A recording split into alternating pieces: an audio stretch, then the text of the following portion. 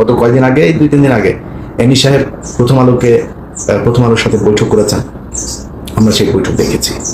সেই বৈঠকের পর আপনারা ছবি তুলে আপনাদের বাংলাদেশ জাতীয়তাবাদী দল বিএনপির পেজে দিয়েছেন, সেটা আমরা দেখেছি এবং সেটা মনে রেখেছি। আমি ভাই, আপনার বাপ নয়, আমার বাপ যদি এসে বলে না বাপ মাফ করে দেয়, প্রথম আলোর বেলায় কোনো মাপ নাই, কোনো ছাড় নাই।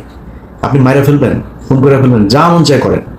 আপনাকে আনি ভাই, যখন যেই রূপে যেভাবে যেথায় আপনার কোনো কিছু পাওয়া যাবে, সেখানে আপনার রাজনৈতিক ক্যারিয়ার প্রশ্নবিদ্ধ করে দেওয়া হবে। বাংলাদেশে কে দুর্নীতি করেন, কে কি করেন ভাই, আমরা এটা নিয়ে চাইনি কারণ নিয়ে এই করতে। আপনারা যা মন চায় করেন, এটা আমি পারবো না ভাই। এটা বহুদিন সে আওয়ামী লীগ থাকতে বলেছে, আমি পারবো না এটা আপনারা ঠিক করতে। এই চাঁদাবাজি আর ধান্দাবাজি এগুলি চলতেই থাকবে। এটার জন্য যা করার দরকার সেটা এই দেশের রাজনৈতিক দলকে সে ঠিক করতে হবে। প্রতি 5 বছর পর যখন ধরেন বিএনপি আসবে, এরপরে জামাত আসবে, আবার জামাত আসবে, জামাত ধান্দাবাজি করলে আবার বিএনপি আসবে, আস্তে আস্তে একটা জায়গায় যা পৌঁছাবে। সো আমি ওইটা নিয়ে যুদ্ধ করতে আসিনি, ওইটা নিয়ে আমার জানার বিষয় না। কিন্তু ভারতের ব্যাপারে যদি নাকি আমরা কোনো দেখি, প্রথম আলো, ডেইলি স্টার, সন্তোষ শর্মা, আওয়ামী লীগ, এইসব ব্যাপারে ভাই যারাই করবেন, আমরা তাদেরকে কিন্তু, আমি অন্তত ভাই তারা কিন্তু তার জীবনের সারা জীবন আমি চৌকিদারের মতো তার পিছনে পিছনে কিন্তু থাকবো। কখন কোন দিক দিয়ে কি বের হয়ে যাবে, কি করে ফেলবো, এটা টেরও পাবেন না। অতএব আবারও সাবধান করে দিচ্ছি, আবারও সাবধান করছি, প্রথম আলো, ডেইলি স্টার, সন্তোষ শর্মা, এইদিকে এই ভারত, এইসব ব্যাপারে যদি নাকি কারোর ভেতরে কোনো ধরনের দুর্বলতা, গাফেলতি, কোনো কিছু যদি দেখি, তাহলে কিন্তু তার জন্য বাংলাদেশের রাজনীতি করা কঠিন হয়ে যাবে। মানে আমি বিশাল কিছু আপনাকে ধমক দিচ্ছি এটা না, বাংলাদেশের মানুষ চায় না।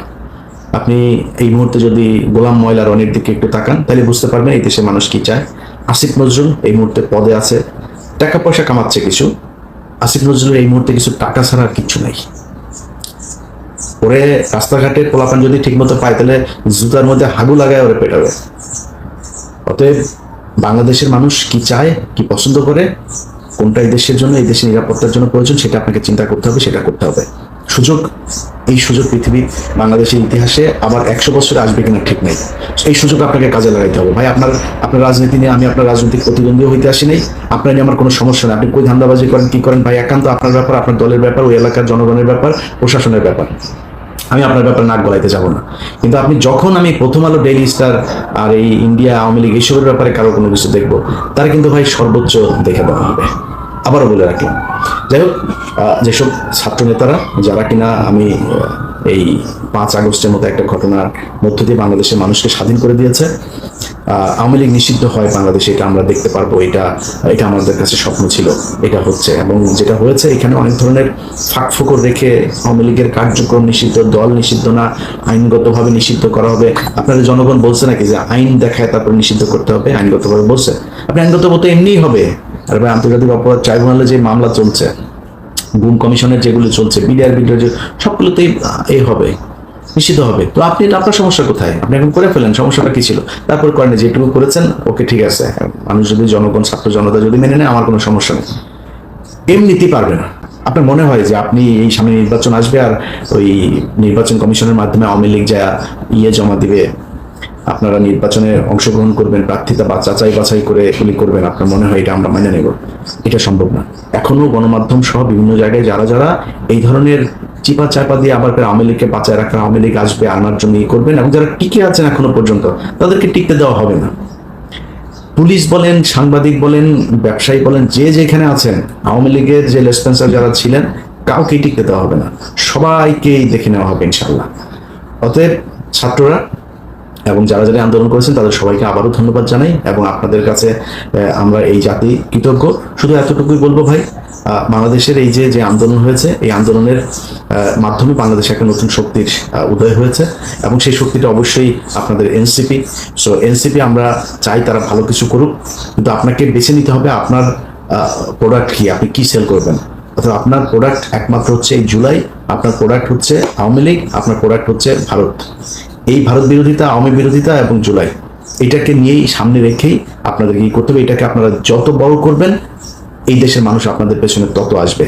আমরা আপনাদের দুর্নীতি, অনিয়ম নিয়ে আগেও বলেছি একই কথা, এখনো বলছি, তবে দুর্নীতিতে কম জড়াইলে ভালো হইতো।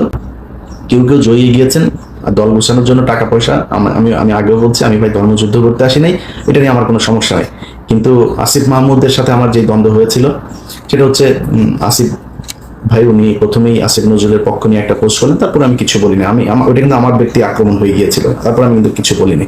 কিন্তু উনি যখন প্রথম আলোর মাধ্যমে বই প্রকাশ করলেন, এরপর আমি ওনার প্রতি ক্ষেপেছি।